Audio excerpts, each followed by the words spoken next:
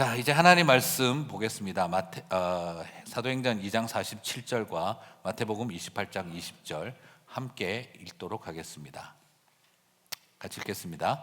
하나님을 찬미하며 또 온 백성에게 칭송을 받으니 주께서 구원받는 사람을 날마다 더하게 하시니라. 내가 너희에게 분부한 모든 것을 가르쳐 지키게 하라. 볼지어다 내가 세상 끝날까지 너희와 항상 함께 있으리라 하시니라. 아멘. 자, 오늘로써 이제 제자 시리즈 마지막 설교를 하고 다음 주부터는 공동체론에 대한 메시지를 좀 나누도록 하겠습니다. 자, 우리가 지난 처음 두 주는 제자에 대해서 학습적 의미를 살펴보았죠. 배우는 자와 가르치는 자로서의 제자의 삶, 그리고 지난주와 이번 주는 관계로서의 제자의 그 삶을 좀 살펴보려고 합니다. 지난주에 제가 말씀드렸던 것처럼 성경에는 제자가 관계적 의미로 설명이 되고 있죠. 첫 번째는 예수님과의 관계에서 제자됨이 나타나고, 그리고 두 번째는 형제와 자매들의 이 상호관계에서 사용되어져서 제자라는 의미가 나오고, 그리고 마지막으로 사회와 세상과의 관계에서 우리의 제자됨이라고 하는 아이덴티티, 정체성이 드러납니다. 그래서 첫 번째는 나는 주님 앞에서 누구인가? 라는 질문을 통해 하나님의 임재의식을 가질 때 내가 어떤 제자인지를 알게 되죠. 그리고 하나님 앞에 있다는 선제의식이 필요합니다. 그리고 두 번째는 제자라고 하는 것은 공동체 안에서 나는 누구인가를 질문하고, 그리고 지체의식을 가질 때 제자됨을 정립할 수가 있습니다. 그리고 마지막으로 세 번째는 나는 세상에서 누구인가? 라는 질문을 통해서 우리가 선교의식을 가질 때 우리는 제자의 아이덴티티를 찾게 되어집니다. 자, 무슨 말이냐? 제자는 이렇게 관계적 의미입니다.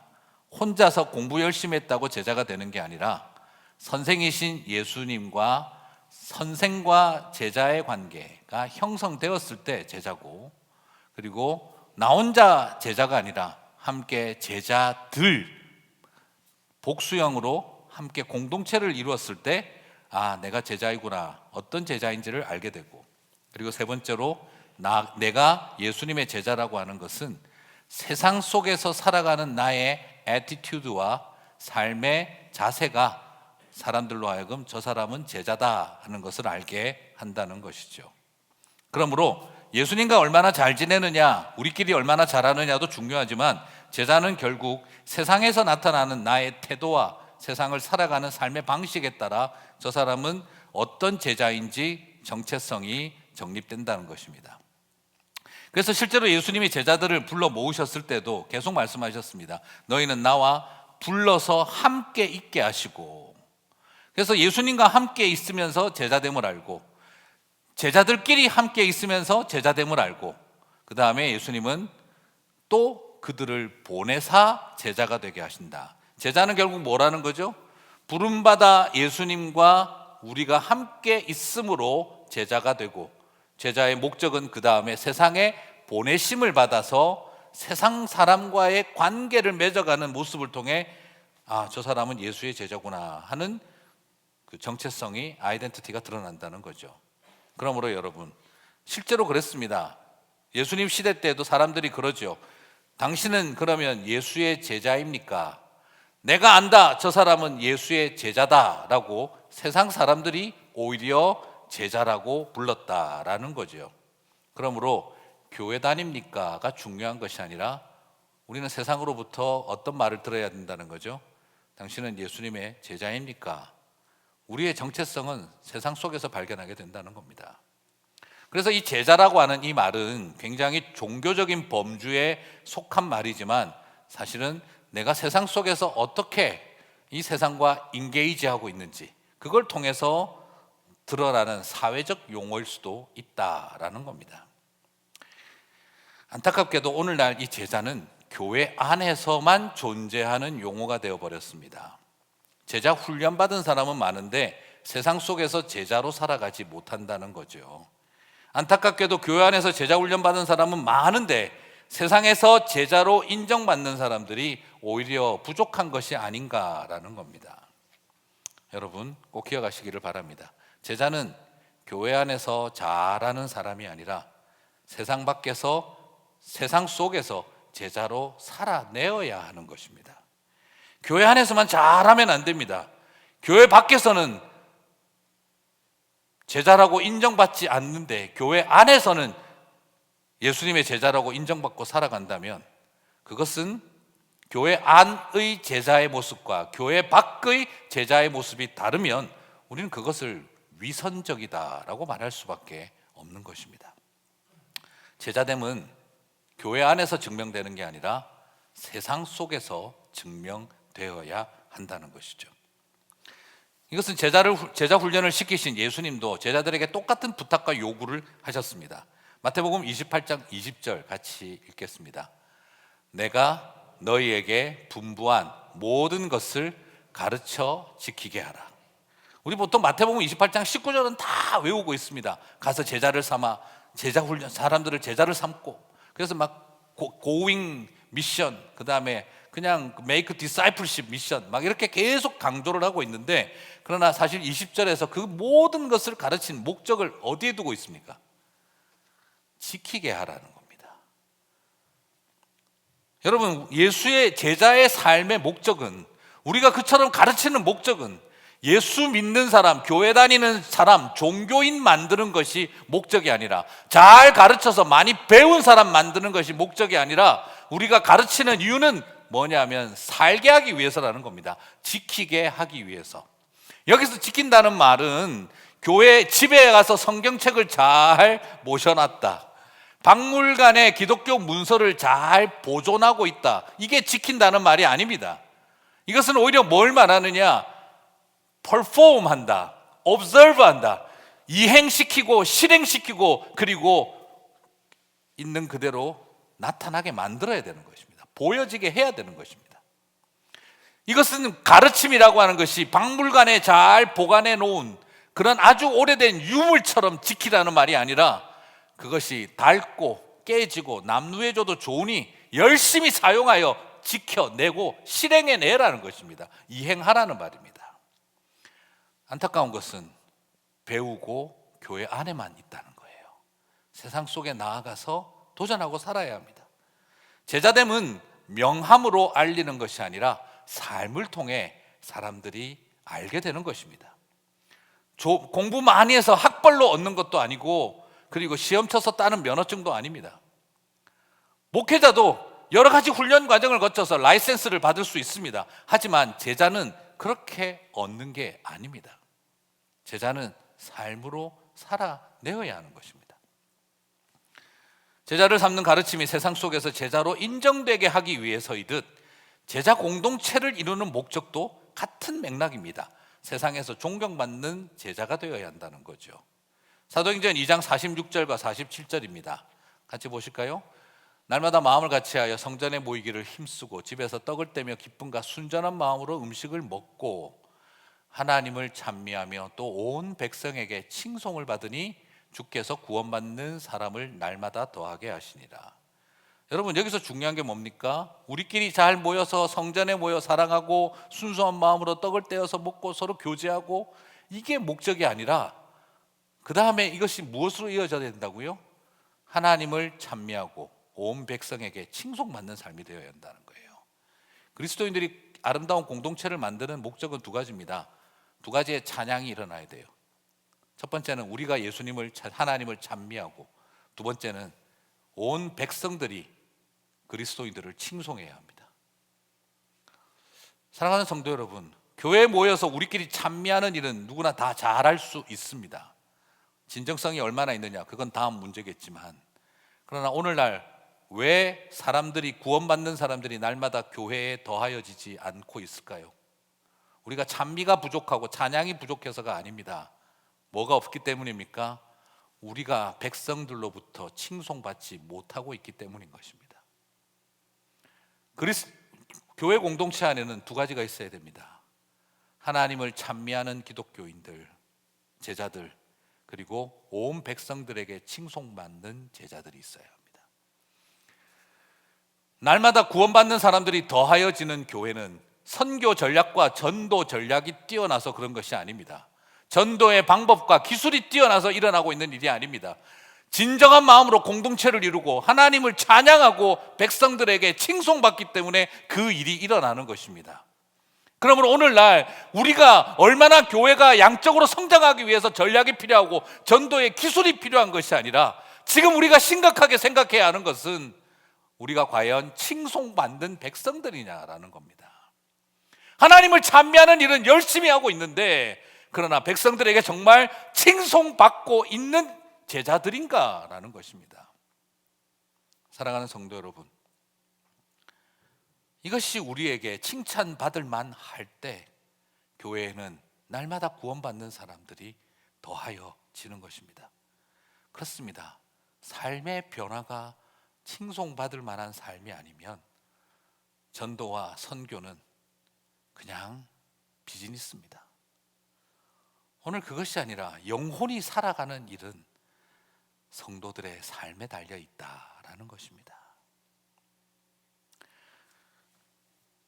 말로 하는 전도와 선교가 아니라 사랑이 넘치고 잡아주는 손이 따뜻하고 그리고 안아주는 마음이 따뜻한 칭송받는 사람들이 그것이 기적인 것입니다. 오늘날 저와 여러분 안에 이 기적이 일어나게 되시기를 주님의 이름으로 축복합니다. 그래서 예수님께서도 마태복음 5장 16절에서도 말씀하신 것입니다. 이같이 너희 빛이 사람 앞에 비치게 하여, 같이 읽겠습니다. 그들로 너희 착한 행실을 보고 하늘에 계신 너희 아버지께 영광을 돌리게 하라. 여러분, 예수님도 하신 말씀이 이것입니다. 너희 빛이 사람들 앞에 비치게 하고 착한 행실을 보고 하나님 아버지께 영광을 돌리게 하라. 이것이 복음의 능력이 나타나는 통로입니다.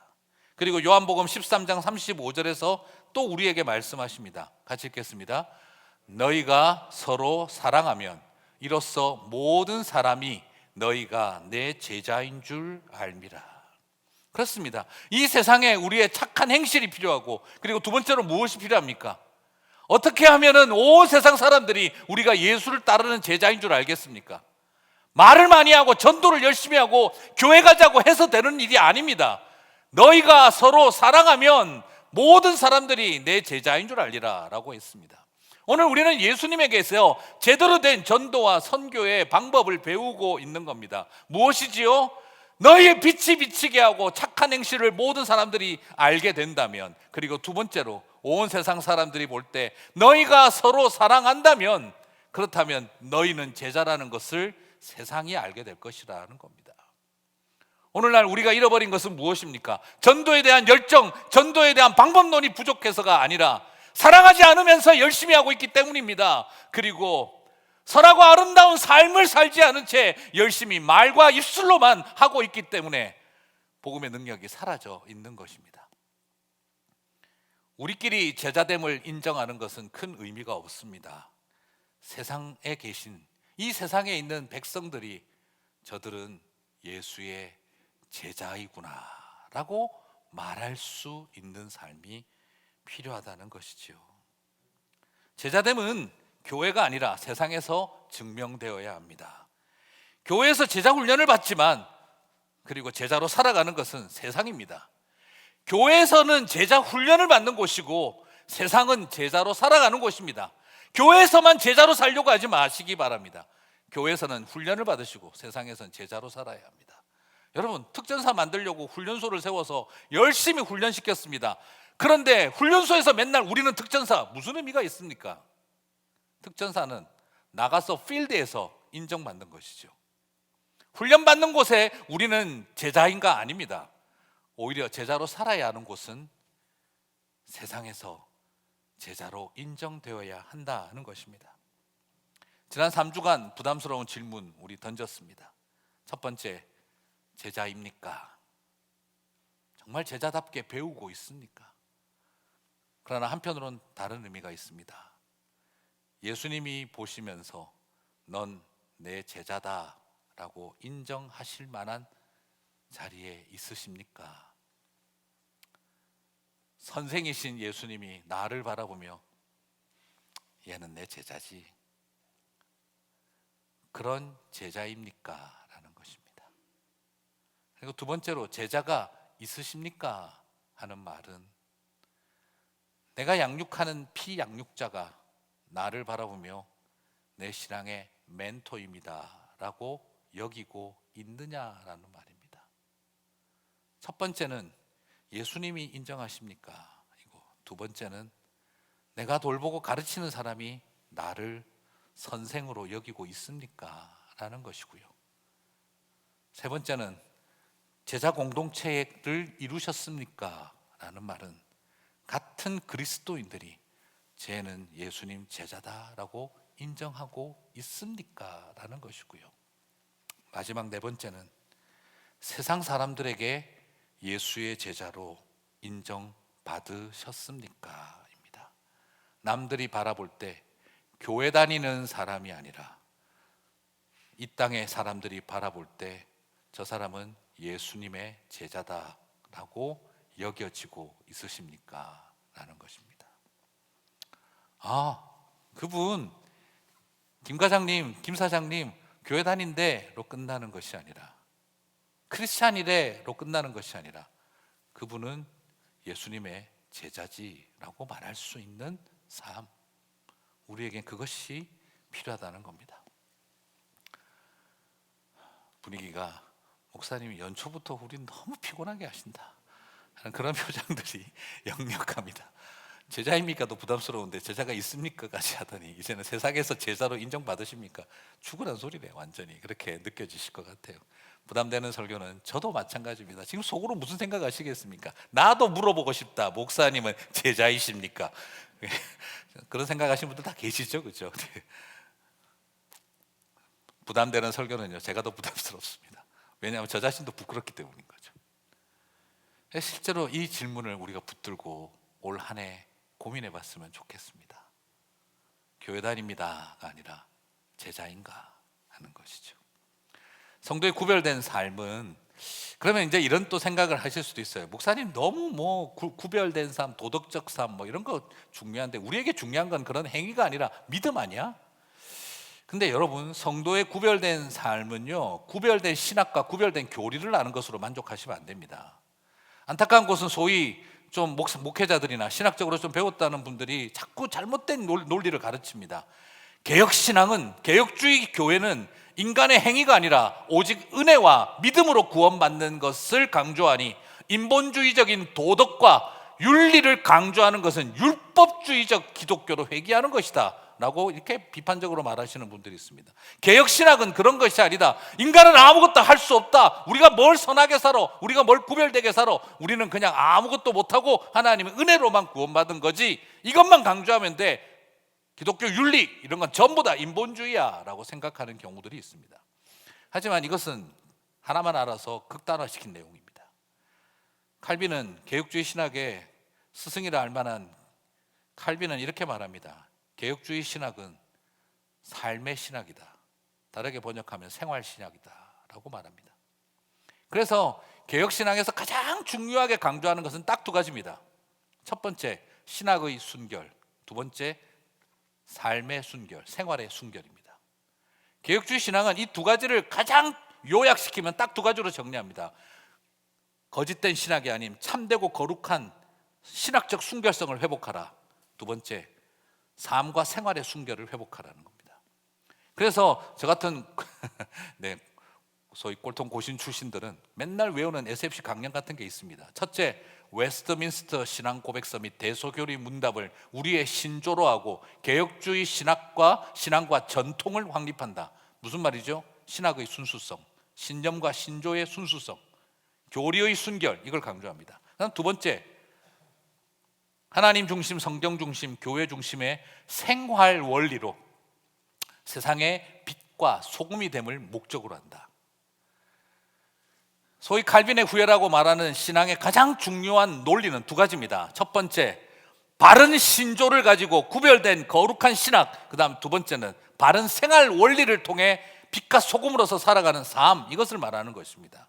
이런 종교개혁의 정신은 이렇게 말합니다. 바른 생활 원리를 위해 바른 신학 원리를 세운다라고 말을 하는 것이죠. 그래서 소위 말하는 신학을 위한 신학, 교리를 위한 교리가 아니라 삶의 신학이고 생활의 원리를 제공하는 온전한 삶을 위해서 건강한 신학이 필요하다라고 말을 하는 것입니다. 그러므로 구별된 삶에 대한 강조는 인본주의적인 율법주의가 아닙니다. 그래서 오히려 철저한 개혁파의 후예들이 기독교 윤리 실천 운동을 만들어 왔던 것입니다. 그래서 늘 자주 드리는 이야기지만 복음주의자가 되지 마시고 그냥 복음을 사십시오 하는 것입니다. 이건 무슨 말과 같습니까? 내가 이수신 장군의 제 17대 손입니다, 이런 거 자랑하지 말라 이 말이에요. 내가 이수신 장군의 17대 손, 혈통적으로 17대 손이다, 이걸 자랑하는 것이야. 아무리 자랑해놓고 전쟁이 벌어지는 자리에, 정의가 필요한 자리에 비겁하게 숨어 도망간다면 그게 무슨 의미가 있습니까? 이수신 장군의 후예답게 살아야죠. 생명을 걸고 사람을 지키고 돌보는 일, 살려고 하는 자 죽을 것이요 죽기를 각오하는 자 살 것이라 외치며 달려나가는 그런 삶이 있어야죠. 우리 조상이 이순신이다, 그게 무슨 의미가 있습니까? 제가 토요일 새벽기도회 때 말씀을 드렸지만 예수님은 유대인들에게도 똑같은 방식으로 이야기하셨습니다. 요한복음 8장 39절에서 40절, 유대인들이 대답하여 말합니다. 대답하여 이르되 우리 아버지는 아브라함이라 하니 예수께서 이르시되 너희가 아브라함의 자손이면 아브라함이 행한 일들을 할 것이거늘 지금 하나님께 들은 진리를 너희에게 말한 사람인 나를 죽이려 하는도다. 아브라함은 이렇게 하지 아니하였느니라. 너희가 아브라함의 자손이고 아브라함의 아들이라고 자랑하느냐? 그러면 아브라함이 한 것처럼 해라. 아브라함은 이러지 않았다. 진리의 말씀을 전하는 사람을 혐오하고 미워하고 죽이려고 하지 않았다. 여러분, 여기서 발견되는 것이 무엇입니까? 아버지 아브라함처럼 믿고 살아야지 아버지가 아브라함인 것을 자랑하는 것으로 만족하지 말라 이 말입니다. 어떻게 보면 유대인은 입술로는 가장 아브라함을 존경하는 사람들처럼 보였으나 실제로는 삶으로는 가장 아브라함을 모독하는 사람들이었다는 걸 발견하게 됩니다. 우리는 이렇게 정리할 수 있겠습니다. 예수님은 가장 강력한 믿음의 명문가에 의해 십자가에서 죽으셨다라는 것입니다. 이렇게 말할 수 있겠습니다. 예수님은 가장 혈통적으로 순수한 사람들에 의해 예수님은 순결한 피를 흘리셔야 했다라는 것입니다. 예수님을 죽음 가운데 몰아간 사람들은 지독하게 세속적인 사람들이 아니라 믿음의 명문가를 자랑하는 사람들이었던 것이죠. 이것이 오늘날 우리에게 주는 도전은 무엇일까요? 지금 어쩌면 우리의 모습도 우리가 아브라함의 자손입니다를 자랑하는 이 유대인들의 모습과 닮은 꼴은 아닐까요?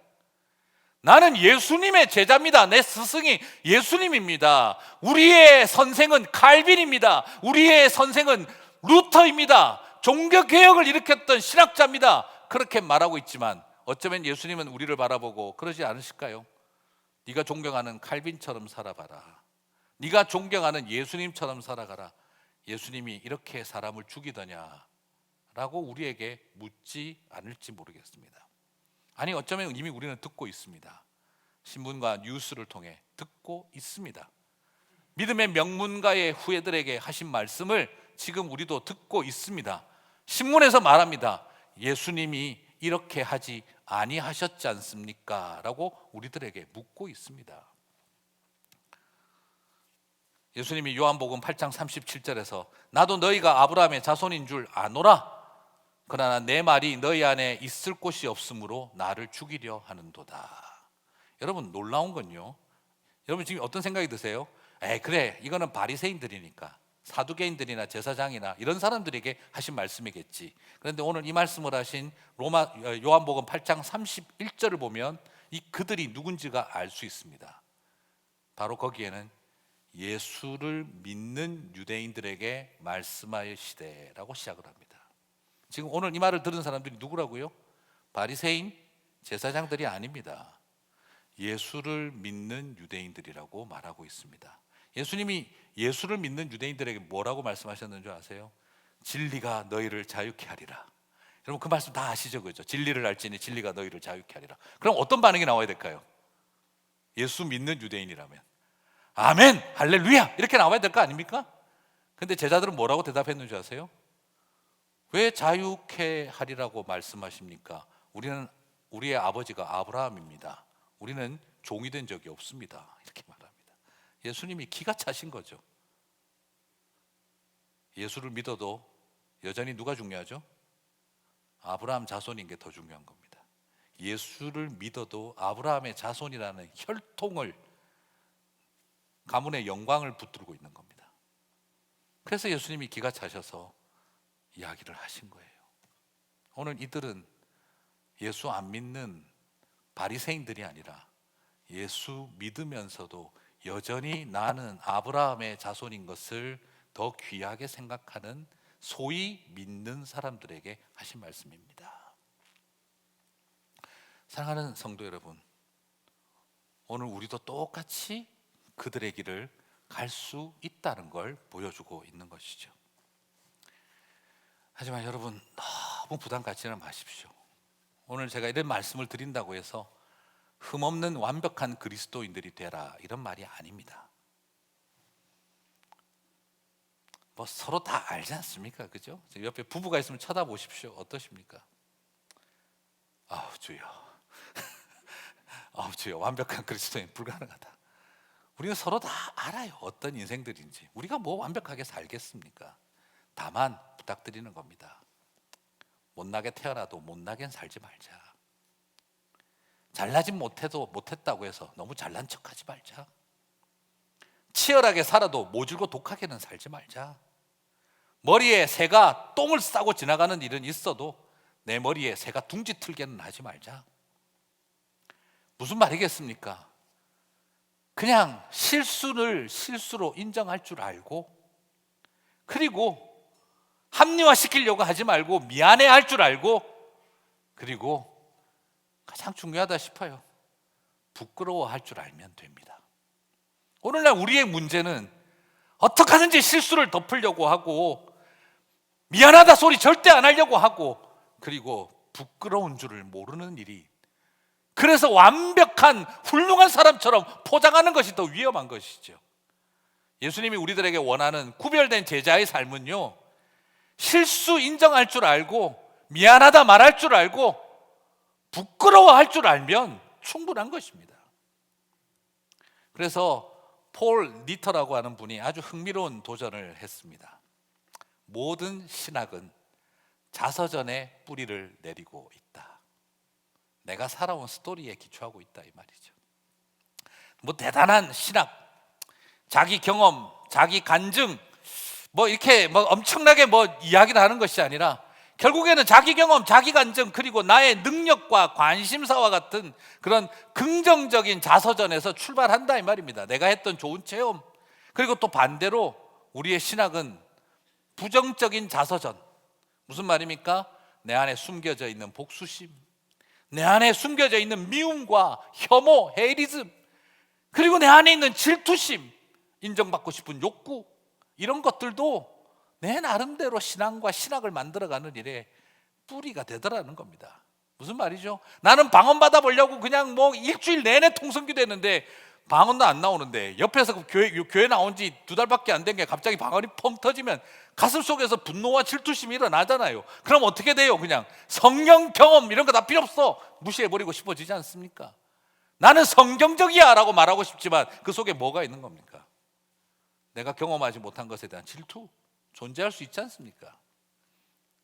끊임없이 우리 안에 남아있는 연약함들이 있습니다. 우리의 신학은 놀랍게도 자신의 자서전에 뿌리를 내리고 있더라 하는 것이죠.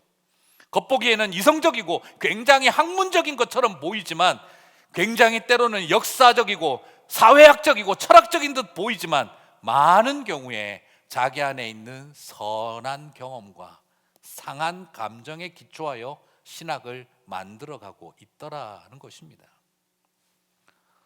신학교 다닐 때 후배에게 질문 받았습니다.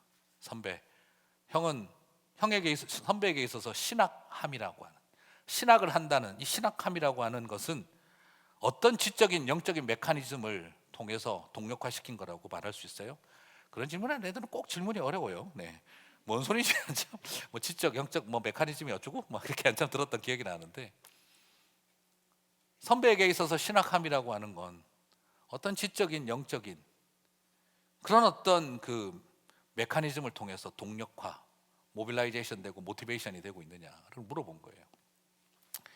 제가 가만히 있다가 그냥 그렇게 대답해 줬습니다. 글쎄, 어떤 지적인, 어떤 영적인 그런 챌린지가 있어서 내가 신학을 하고 있다기보다, 글쎄, 신학함이라고 하는 것은 결국 자기 간증과 내 상처를 씨름하며 학문화시킨 것이 신학함이 아닐까 싶다.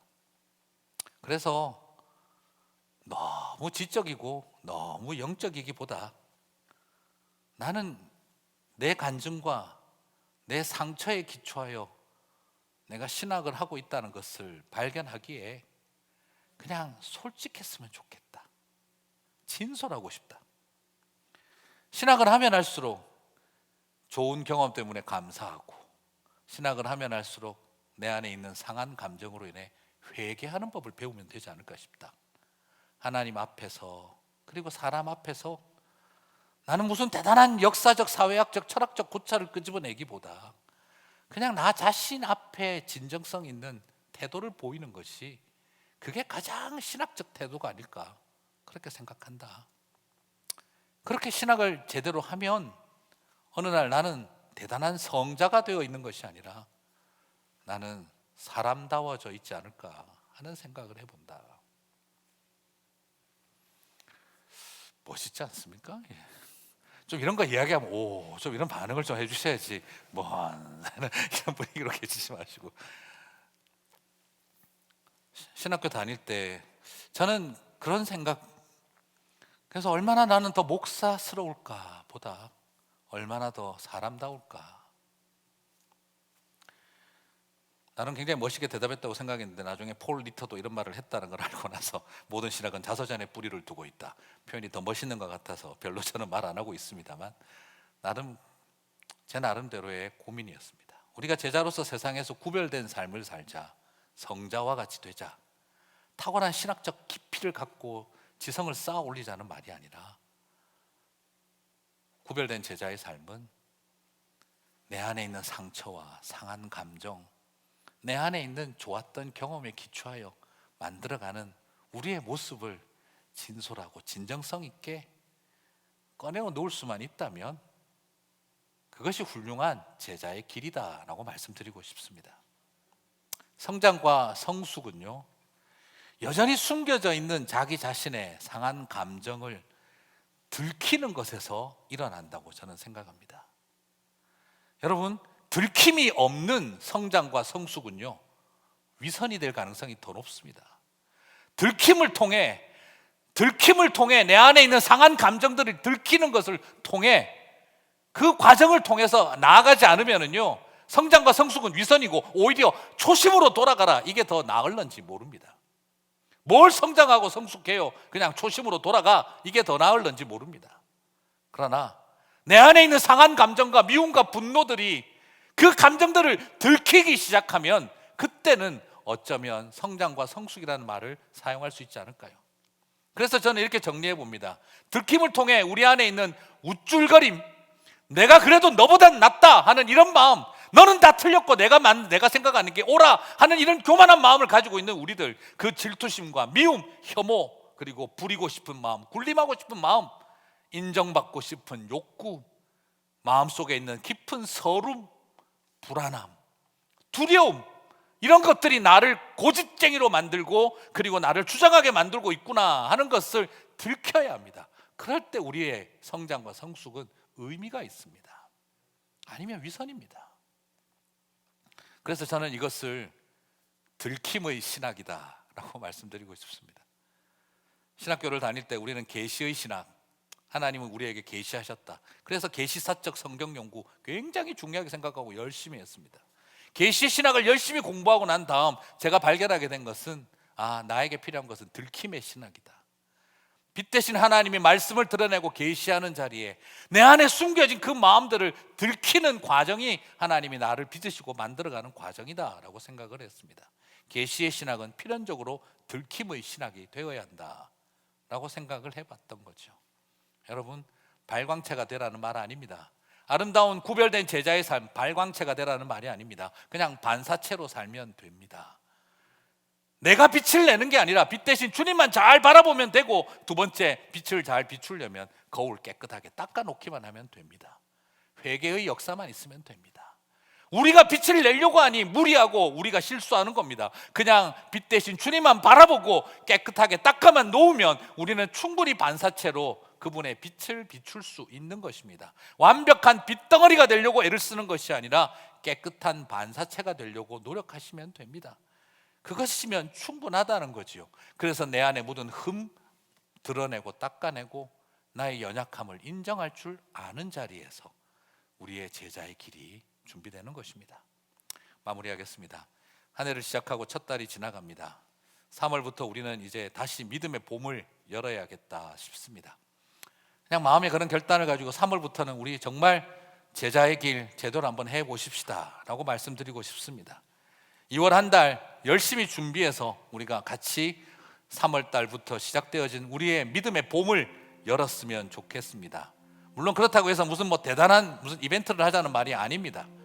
그냥 2월 한 달 동안 여러분 다시 한번 성경책 꺼내놓고 읽기 시작하시고, 하나님, 삶이 너무 버거웠고 따라잡기 바빴고 정신없이 달려왔습니다. 그러는 사이 어느 틈에 잃어버린 것들 다시 찾고 싶습니다. 성경책 펴놓고 다시 읽고 하나님 앞에 한번 무릎 꿇고 앉아서 다시 한번 기도 한번 드려보시기 바랍니다. 혼자 조용히 주방에 앉아, 거실에 앉아 무릎 꿇고 앉아서 하나님, 너무 오랫동안 무릎 꿇고 기도하지 못했습니다. 그렇게 한번 조용히 고백해 보십시오. 그리고 목장 식구들, 믿음의 식구들 한번 소그룹 형제 자매들에게 전화 한번 돌려보십시오. 그리고 꼭 2년 동안 전화 한 통 안 했더라 그러지 마시고, 미안하다, 내가 삶이 바쁘다 보니 전화 못했네요. 그렇게 한번 좀 해보시기를 부탁드립니다. 아니, 우리 장로님들이 자꾸 부탁하지 말라 그랬습니다. 그렇게 하십시오. 좀 일주일에 한 3번이라도 전화통 돌려서 믿음의 형제들 자매들 어떻게 지내고 있는지 돌아보고 다시 우리 제자가 되자. 그리고 제자를 삼는 삶, 지난 세월 2년 동안 너무 힘들었지만 이제 한번 다시 시작해보자. 여러분, 새벽기도 나오셔도 됩니다. 나오면 안 되는 줄 아시는 분들이 많이 계셔서, 근데 나오셔도 되고요. 같이 앉아서 다시 한 달 동안 무슨 이벤트를 하자는 것이 아니라 각자에게 주시는 마음을 따라 주변을 돌아보고 나는 세상 속에서 어떤 모습으로 살고 있는가 고민해보고 다시 제자의 길 살아보기를 결단해봤으면 좋겠습니다. 그러면서 마음에 계속 올 한 해 동안 질문하십시다. 나 교회 다니는 사람이야가 아니라 제자인가? 나 제자가 있는가? 나는 제자 공동체를 이루고 있는가? 세상이 나를 예수의 제자라고 여기고 있는가? 이 질문을 가슴에 안고 저와 여러분 한 해 예수의 제자로 살아내어가는 저와 여러분 되시기를 주님의 이름으로 축복합니다.